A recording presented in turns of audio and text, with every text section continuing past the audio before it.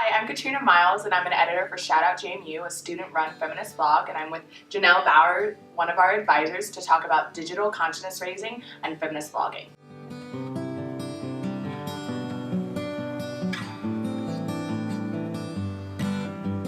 So what do you think are the qualities of consciousness raising in the digital space?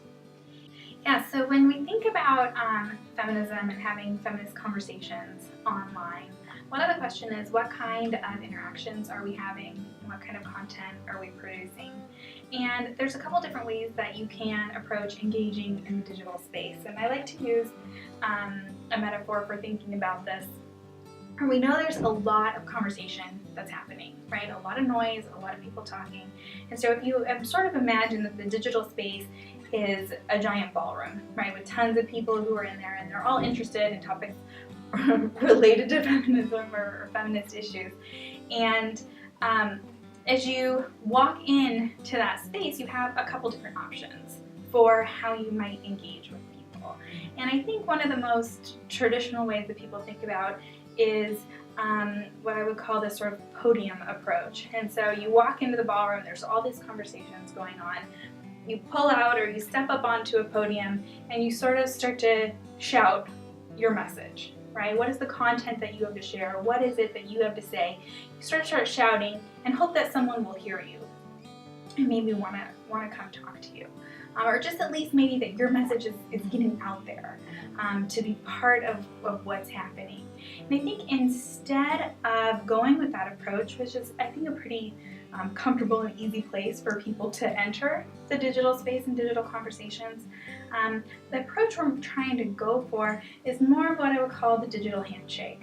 And so as you walk into that ballroom and those conversations that are going on, instead of leaping up onto your podium, you listen for a little bit. Maybe you wander around in the room and hear what people are talking about. And then you make some choices about who you want to talk to. So the idea is you walk up toward a group of people, just like you would say at a networking event, and you shake hands. And you say, nice to meet you, you introduce yourself, and you jump in to say a conversation that people are having. Or you might start a conversation of your own with that group where you say, hey, it seems like you're interested in XYZ, here are my thoughts on that, or here's what I have to share.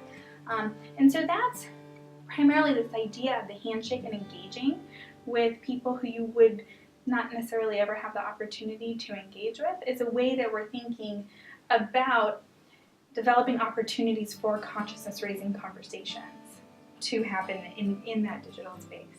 So how would you go about doing that within the digital space? Like, how do you shake someone's hand online? Right. So the way we have this set up with the feminist blog is through a category of activities that we call dialogic engagement in the digital space. And again, what you're trying to do is get in front of people. So the first piece is to start to participate in conversations that are already happening. And so that means starting to monitor other feminist blogs, to start to be aware of conversations that are happening on Twitter using feminist-related hashtags. A great example of one that was big this weekend was the Not Buying It hashtag, following the Super Bowl, where a lot of people were calling out, here are advertisements, here's different elements of media that I see as being sexist and are not promoting a healthy sense of masculinity or femininity or certain in relation to each other. And so starting to be aware of those and then respond. Right? And so responses to people via Twitter, comments on other people's blogs is a big part of that, right? Where you start with listening and then engage, provide a response. Another way is having students be active on Twitter, and so sharing headlines and information and tweets related to the blog post they're writing, but then not just, again, walking into that space and shouting, I wrote a blog post, read me, but speaking specifically to a particular blogger or individual, using hashtags to sort of enter a community of people to get more visibility. And then, a similar thing with Facebook. as well. So trying to figure out how you can connect with communities and with people instead of just putting your content out there and hoping it develops legs of its own.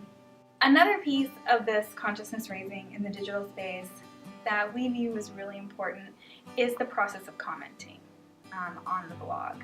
And because if our bloggers are just writing their posts and then walking away, you don't get the experience of consciousness raising where I share my story, you listen to it, you in return share your story, and together we get a greater understanding of various lived experiences and where we might have similarities and where we might have differences.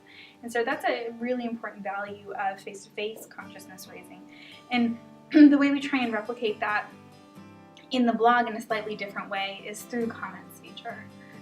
So having bloggers not only be responsible for posting, right, their own posts, but also to be accountable and engaged with reading one another's posts and providing their own